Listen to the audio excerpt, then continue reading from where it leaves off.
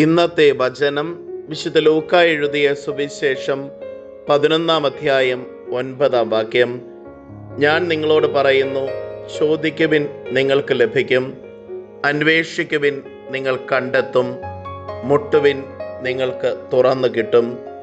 കാരുണ്യവാനും സ്നേഹനിധിയുമായ നല്ല ദൈവമേ, അങ്ങേ തിരുസന്നിധിയിൽ ഞങ്ങളുടെ എല്ലാ പ്രാർത്ഥനകളെയും ചേർത്ത് വയ്ക്കുന്നു.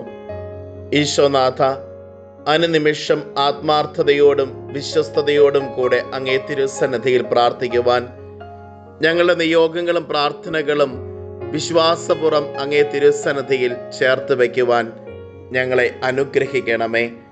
അമ്മേ മാതാവേ, ഞങ്ങൾക്ക് വേണ്ടി മാധ്യസ്ഥം യാചിക്കണമേ.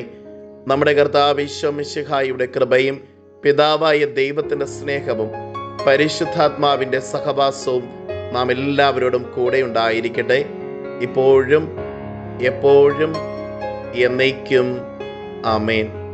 ഇന്നത്തെ നിയോഗം: ദൈവകൃപയാൽ നിറയപ്പെടാനായി തീക്ഷ്ണമായി പ്രാർത്ഥിക്കുകയും വിശ്വാസ ജീവിതം ശക്തിപ്പെടുവാനായി തീക്ഷ്ണമായി പരിശ്രമിക്കുകയും ചെയ്യാം. ആമേൻ.